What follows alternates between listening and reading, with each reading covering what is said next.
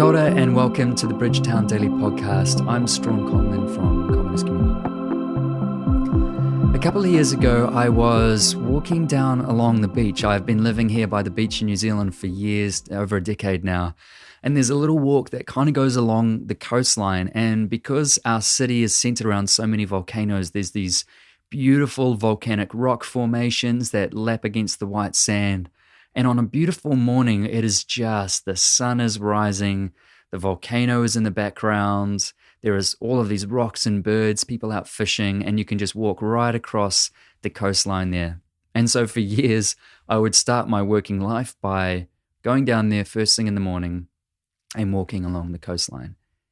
And I don't know what happened on this particular morning that made me see it so differently.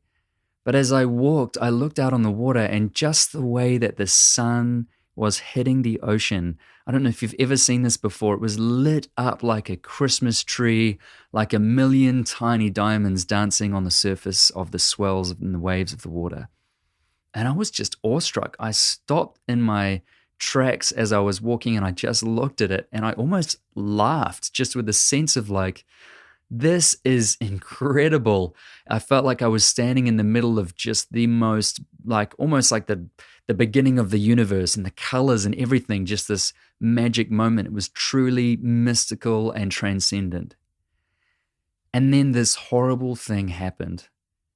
After like 3 or 4 seconds, I began to panic. I started to think, man, I've got to take a photo. I've got to soak in this moment. I've got to enjoy this moment, like these are rare. This is beautiful. And I started overthinking it. And I started to wonder, how can I repeat this? What's going on? What's the formula here? How do I engulf it? I wanted to wrap it all up and take it home. I was struggling to leave the moment or allow the moment to just be right there, beautiful, mystical, out of my control. And I had this sinking feeling in me about the whole experience. And as I was panicking and stressing about how beautiful this place was and how I was going to keep it in me, I felt God saying to me, Strahan, you can be exactly the same with me sometimes. 1 minute enjoying me, and the very next second trying to consume me like you're in control. I love what David says in Psalm 27:4.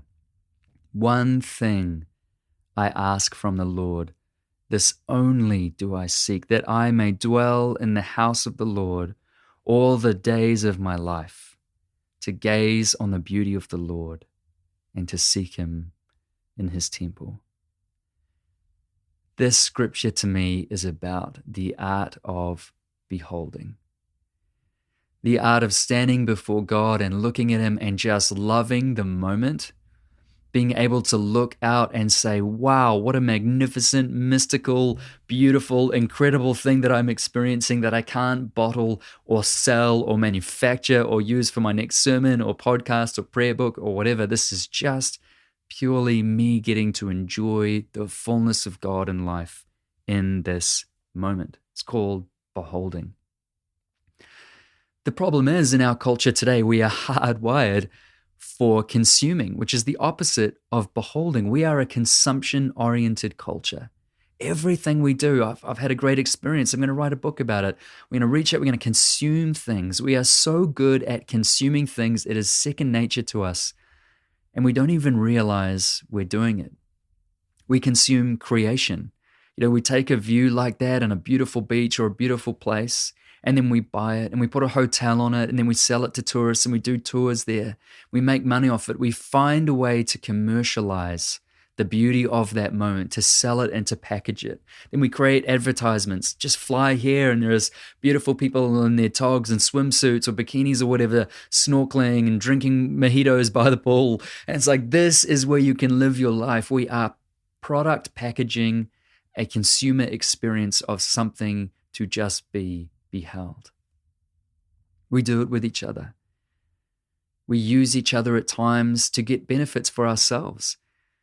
This person makes me feel this way, or I like this community because this is what I get out of it. We use each other to feel better about ourselves when we're angry and we release all of our negativity upon them. Or when we're hurt and we need someone to comfort us. And not necessarily all those things are wrong in themselves. Obviously it's great to depend on people.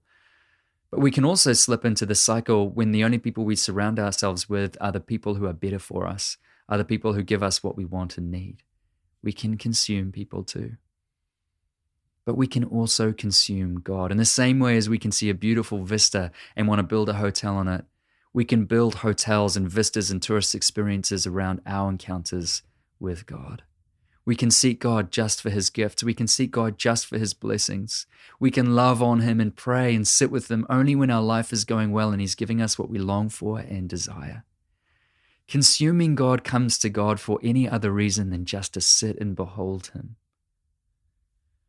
One thing David asks of the Lord, this only does he seek, that he may dwell in the house of the Lord all the days of his life, and gaze on his beauty and seek him in his temple.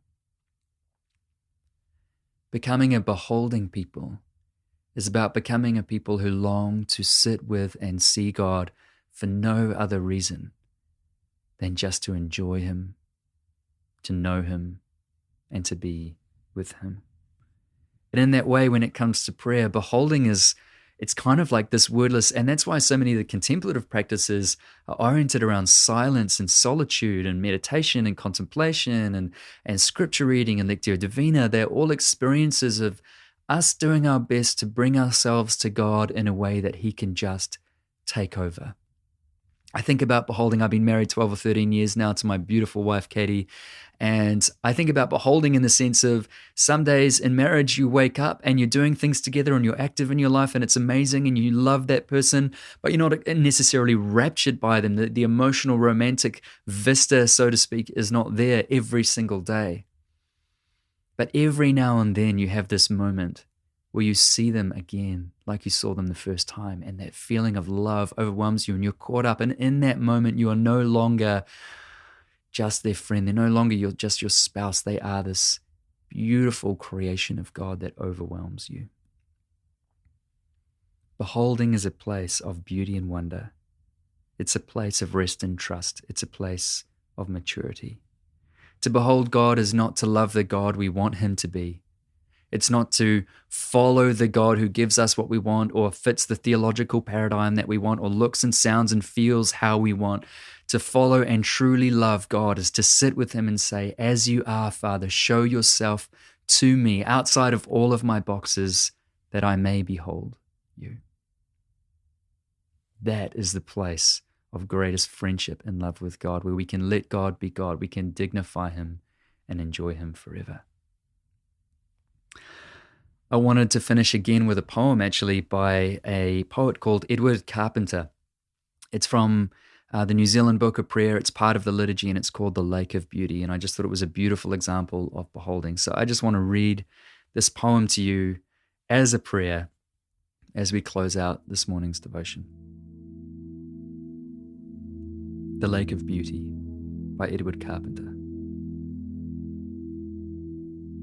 Let your mind be quiet, realizing the beauty of the world and the immense, the boundless treasures that it holds in store.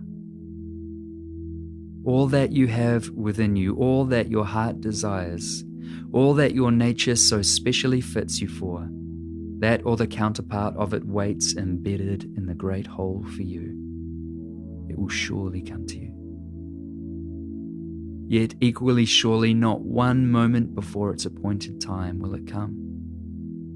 All your crying and fever and reaching out of hands will make no difference.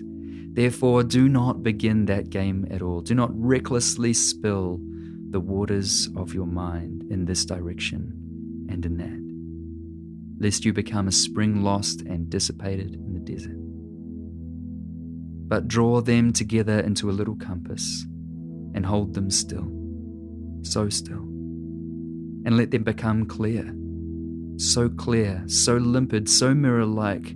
At last the mountains and the sky shall glass themselves in peaceful beauty, and the antelope shall descend to drink and to gaze at her reflected image, and the lion to quench its thirst. And love himself shall come down and bend over and catch his own likeness.